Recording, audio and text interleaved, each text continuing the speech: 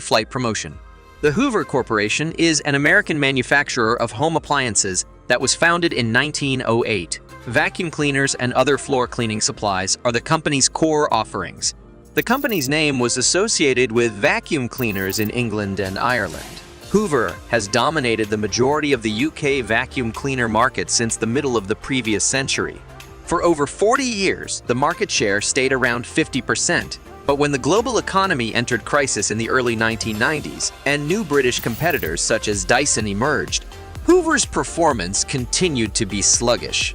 From 1987 to 1992, its earnings decreased from $147 million to $74 million, nearly wiped out by half. Hoover's realized that they desperately need promotional strategies to improve their performance. In 1992, Hoover UK and JSI Travel, a UK travel agency, launched a collaborative promotion.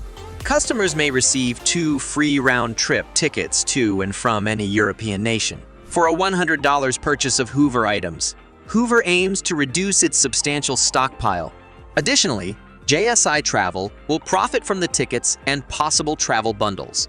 It appears to be a win-win situation at first glance. But because of a concern of losing money, Hoover's put in place very rigorous redemption requirements. Once a customer has qualified and completed a purchase, they must first send Hoover their receipt and application. After reviewing the application, Hoover will issue a registration form. Within 14 days of acquiring the form, the buyer must fill it out and send it back. Only then will Hoover send the travel voucher. And it's not over yet. Buyers have only 30 days to select their preferred airport of departure and final destination. Additionally, Hoover has the right to deny any application and alter the departure time, date, and location to the company's preference. This means that the buyer can receive a ticket that is totally unsatisfactory in terms of time and location. Is it enough hassle for you? You should remember that the internet was not yet widely used at the time. Not to mention the lack of mobile applications, everything has to be done by letter and on paper. Purchasing a stamp, pasting it, delivering it to the post office, and requesting that the mail carrier deliver it to Hoover. The promotion was intended to make consumers' life miserable. After its launch in August 1995, it received harsh criticism from the media. But maybe the free tickets smelled too delicious. It received an overwhelmingly positive response from customers. Not only was Hoover's inventory drastically reduced, but not many customers were able to navigate all the hurdles to obtain the free tickets. Therefore, Hoover executives believed it was a successful campaign at the time of the launch. Seeing how gullible consumers are, in November of the same year, Hoover included the United States as a destination choice for airplane tickets. This frenzied the public because a round-trip ticket from the UK to the US at the time cost at least $600. This meant you could purchase a Hoover for $100 and receive air ticket valued at $600 in return. After making an order, many customers are not in a rush to pick it up, because in their view, it was a complimentary Hoover with the purchase of an airline ticket. Hoover had underestimated how strong the market really was. Ultimately, 300,000 applications were submitted, far more than the 50,000 they had predicted. Although Hoover's generated roughly $30 million in total sales from the promotion, the cost of the tickets was believed to be in excess of $100 million.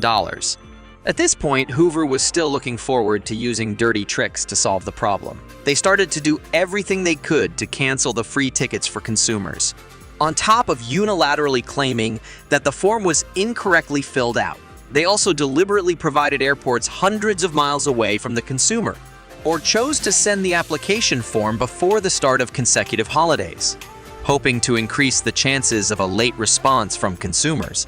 However, this time, Hoover find themselves in the deep water.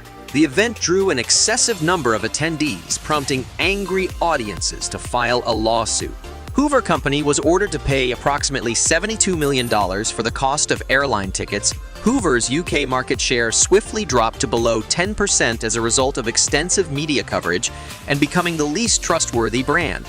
At the same time, a huge number of Hoover vacuum cleaners were purchased by people who did not need them and resold on the secondhand market, making new Hoover products impossible to sell. This final blow forced Hoover to sell its European company in 1995 at a loss of $81 million. and its partner travel agency JSI Travel, the poor little guy filed for bankruptcy. The main lesson learned here is, be careful who's your teammate, as sometimes they will really screw you up. You are now watching. Thanks God it's payday. We'll be back soon with another amazing video. That's what I hope. Thanks for watching, by the way.